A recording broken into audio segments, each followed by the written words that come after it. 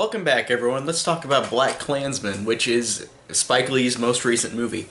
Going into this, I thought this would be good because Spike Lee, of course, is a fantastic director in almost everything he does. I haven't seen all of his movies.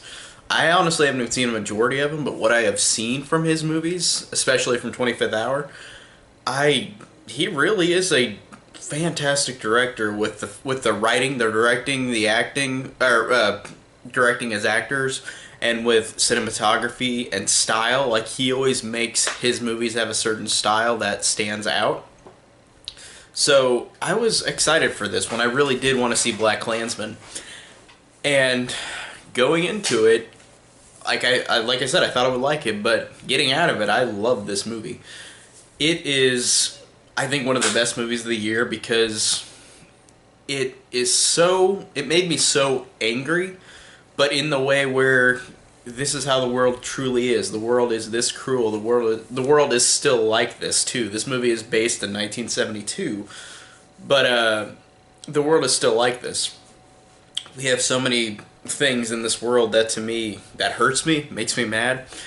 It made this movie incredibly effective. I really think that this just did a fantastic job of having such a cruel interpretation of the world that is unforgiving, but the world is unforgiving. Like, there are so many things in this world that are terrible, and things like what is used in this movie, racism,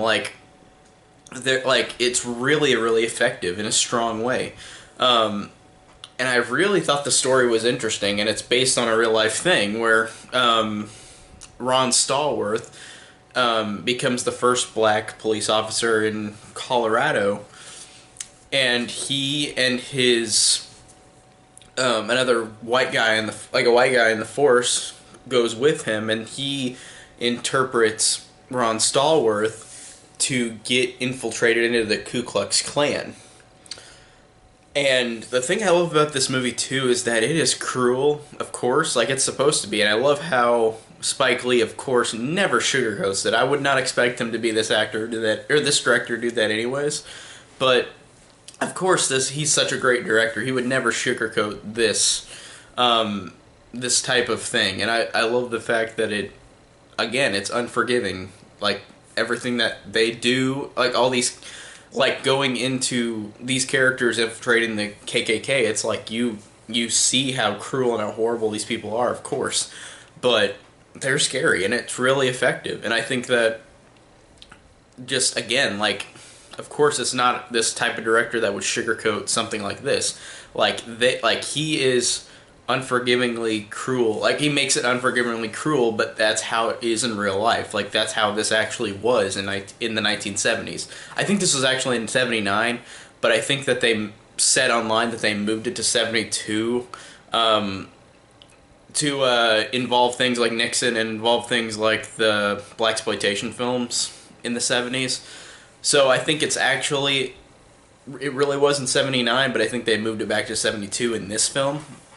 But yeah, just on a note of being so horrible, and I love the fact that these performances make it seem so real. And I love too how this is a comedic movie. Like, this actually is really funny. It's dark humor though in a lot of ways. Like, it is very dark in a lot of moments where it's like it really works on a lot of levels for being very dark, but being very it's very funny too, even though it's got dark jokes to it, like how they insult each other, of course. And the performances in this are all fantastic. Spike Lee always does a good job with this, and I love the fact that John David Washington, Denzel Washington's son, plays Ron Stallworth in this movie, and he really did a fantastic job. This guy has a lot of, like, different range, because this is a character who is a cop, like, that is infiltrating the KKK. So he is doing this while having multiple things go on in his life, whether it's with him and his girlfriend who's with the Black Rights Movement, or with him talking on the phone with David Duke and trying to infiltrate the KKK. Um, all these things around him. I love how it kind of falls on him in a way, like, you know, in like the second act, where like, of course, character has a lot of burdens fall on him. Where like, it's interesting because this character does have a lot that he has to do in this movie, but it becomes to a point sometimes where it's like it's hard to keep control of all these things that he's doing. It just he does a really good job of that. And I love how Adam Driver is in this movie too. That's really awesome. And he is hilarious in this movie. Like he like I said, his character is supposed to be Ron Stallworth that goes to the KKK, even because he's a white person. But I love the fact that this character is Jewish too. So of course that's not okay then right now, in this moment in time. And it cracks me up just that he has to go in, and his lines are really good. Like, he is genuinely funny, and I've only seen him in Star Wars. I haven't seen like any of his films. I know he's been on a lot of comedy shows, but I haven't seen any of those, so I haven't seen much range from Adam Driver, even though I know, of course, he has range. I just haven't seen much else with him in it. I want to rectify that, though, but he's really awesome in this movie as well. And here's a surprise actress who I just did not know this is who it was. The whole movie I watched it, she looked so familiar. Patrice, the character that Ron is in a relationship with, the character Patrice is Laura Harrier from Spider-Man Homecoming. And I was watching this whole movie, like, she looks familiar. She looks like somebody I know. Like, who is this actor? She looked really familiar. And then I looked it up afterward, and it was freaking Liz Allen from Spider-Man Homecoming. I thought that was awesome. It shows how they really, because she has the fro, of course, and she's got the big glasses, so it's like you just didn't notice that. Sometimes actors or actresses, like, if they've got a different hairstyle or like a pair of glasses covering them, it does affect how they look. Sometimes to me, like, I'll be like, oh, that's who that is. That was funny seeing her in this movie, and she's awesome too. All the performances are awesome. Really, really good. And Topher Grace is great too, and he's one of those actors where I do enjoy him in a lot of stuff, but he gets a lot of shit. It's mostly because of Spider-Man 3 that I hear so many people, even if he's good in a movie, they'll just immediately dismiss him. I've never been like that. I didn't even hate him in Spider-Man 3. I'm just like, he just wasn't fit for the part, I didn't think. But Topher Grace in this is awesome. I like how his acting is very quote unquote dry, and what I mean by that is it's not bad acting at all. It's just his character David Duke he doesn't have much emotion towards him, which makes sense. But I liked his performance too. I thought Topher Grace was awesome, and there was a surprise character at the beginning of the movie, like surprise actor at the beginning that I didn't expect either. He was really funny to see. It was funny to see that actor, and it's a big actor. You'll immediately know who it is right when the movie opens. But I was like, that's awesome to see him in this movie.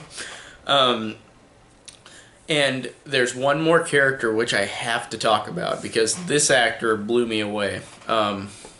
There's this character in the movie, and this is not a spoiler, but there's a character in this movie called Felix, named Felix, who is a racist.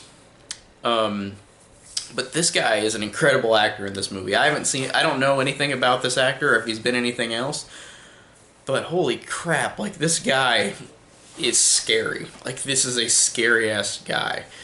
He is this racist who is literally, like, he doesn't even do much in the movie. I love the fact, too, on that. It's just, this guy, the way he acts towards, like, his acting is fantastic, and he plays this racist extremely well, where it's unnerving to watch, because he's just so cruel and so horrible, and the way his acting, it shows how fantastic an actor this guy is, that, like, I was sitting there like, this guy is really scary, and it's hard to watch how scary this guy is. But I really, really enjoyed that actor who played Felix. That's one performance where all the performances are great. They are all awesome, but that guy, I sat there like, wow, he is really terrifying, and I really, really enjoyed that actor's performance. Um, so overall, I love this movie. I thought it had such great style, such great humor, like dark humor. It had such amazing characters, such great writing, such great acting. Um, Everything about it, I loved how authentic it looked to the time, and I loved how it didn't ever sugarcoat anything, and it made it. And I love the fact too that Spike Lee is one of those directors where this is a horrible thing that happens with racism, but I love the fact that there's some lines in the movie where these characters are talking about and debating about racism, like Beatrice and Ron. They're talking about about cops, and she's like, all pigs are racist, and he's like, do you think all the cops are really racist? And just lines like that. I like that whenever you've got a certain point of view on anything. I love the fact whenever the person talking about their viewpoint on something. I love the fact that they can point out like that I'm not completely right. There could be things that are not true, like that. Like with racism, there's not always racist cops. Not every cop is racist. Of course, there are racist cops. Don't get me wrong. Of course there are, but I love the fact that with little lines like that in the movie, it shows how great of a director he is, because he does point out like both sides. He doesn't just justify his side. I love how it's cool to see that like you don't. Because some movies do that, where it's like, you just point out one side and that's it. You don't look at any other side. You're the one that's right. Depending on whatever the subject is. But I thought that I love things like that in in his movies, where he points out things that like, this might be not completely true. Like, you can look at it from another point of view. Not all cops are racist. But a lot of them are and can be. But it's like not everybody is like that, and people I feel like do typically go towards that fact. Like with anything, it's like people immediately, there's no in between for anything anymore. You can't look at anything like with racism. It's like either they're racist or they're not, and it's like, no, there's people that cannot be racist in between too. It's like it's like groups of people. It's like you can't just expect everybody to be racist or not racist. Like, that's not, like, not everybody is just universally going to feel the same way.